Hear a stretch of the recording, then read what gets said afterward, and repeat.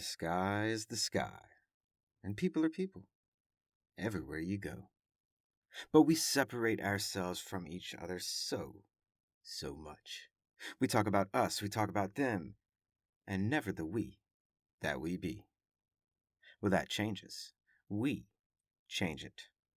Today we're talking Central America. Our people. Our friends, our families, our loved ones. We're talking about home. Let's go. And we're starting out with Belize, my friends, which has an eastern coastline to the Caribbean Sea. It has Mexico to the north and Guatemala to the west. And did you know Belize only gained independence as a country in 1981? 1981, people, that ain't that long ago. Before that, it was known as British Honduras. But now, Belize is on their own and making new friends in the world with the country of Moldova, who up until August 3rd of 2022, just 2 weeks ago, these two countries had no diplomatic relations. That's right. I mean, that's amazing to think about in today's world. You know, you think about the United Nations and you think about all the countries out there, and for all intents and purposes, we just assume every government in every country in the world that they have direct ties. But the truth is, they don't. Not at all. But the government of Belize says that's changing, and they're going to start working with Moldova on a host of issues like climate change, cybersecurity, migration, conflict. I mean, this is cool, people. Even today, countries are making new friends. I dig it a lot. And mentioning countries making new friends, let's jump down to Costa Rica, which borders Nicaragua to their north and Panama to their south/southeast, the Caribbean Sea to the east, and Pacific Ocean to the west. But let's talk volcanology. The study of volcanoes. I should have given you a 5 count to see if you can guess what volcanology was, but I know you so smart out there, you knew what I was talking. But the Costa Rican government just announced this past week, and just had a meeting with for the first time, but starting a new exchange of official volcanology research between Costa Rica and Indonesia. Look, I'm an academic, people. I love nerding out to stuff all the time, and nerding out to volcanoes, oh yes, please. But two countries that are halfway across the world from each other, coming together to work together for the advancement of scientific research on volcanoes? I mean, hell yeah, I'm into this. Science excels when we as human beings collaborate. And volcanoes, well, if you didn't know, but I know you already know, they're kind of dangerous as hell out there.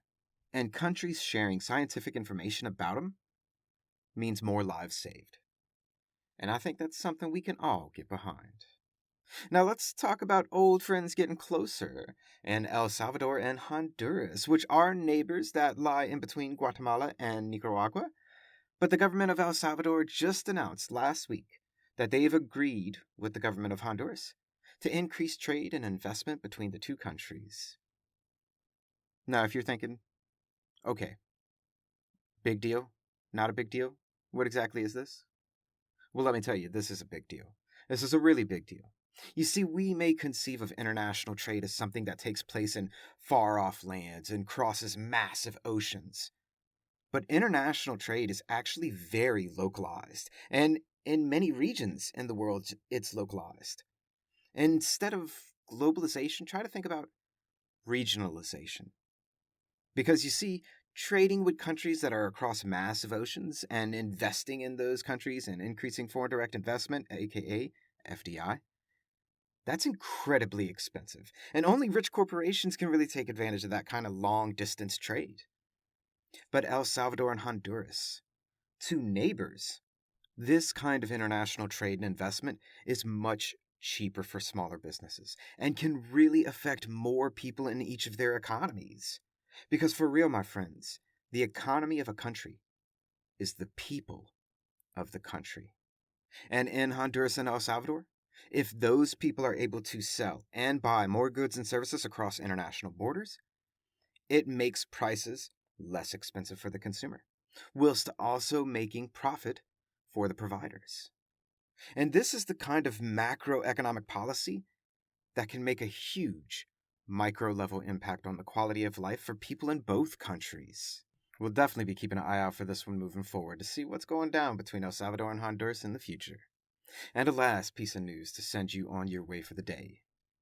You know, Central America in general gets a pretty bad rep, and so many unjustified stereotypes are thrown around about a lot of things, and I'm not even going to mention them because you know what? I refuse to let them continue here. But there's a lot of good things going on, like this next one. To Guatemala we go. From the Guatemalan government website talking about the president touring 2 regions to extend a very specific program. He inaugurated, begin quote, the 5th phase of the school feeding program that covers 2.6 million students, and announced the expansion of the benefit for 3.2 million students next year. End quote. And let me give you some perspective, Lo-Fi listeners. Guatemala's estimated population by the World Bank in 2021 was about 17.1 million people. And here, in this program that's expanding to feed children, by the end of this expansion, they'll be feeding 3.2 million kids. That's roughly 19% of the entire population of the country. Almost 1 in 5 people.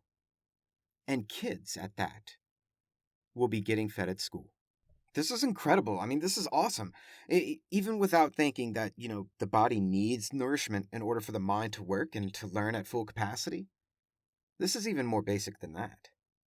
It's about helping kids and giving them meals at school. Now that's something we can all get behind. And that's a brief snapshot of what's going on in the world today. Check us out tomorrow for the next edition of Country in the Spotlight, focusing on New Zealand. And hey, you listeners out there, it's not a cliche or a catchphrase. It's a lifestyle. Always remember that Lofi Poli Sci is more than just me. It's the we that we do. Pickering, signing off.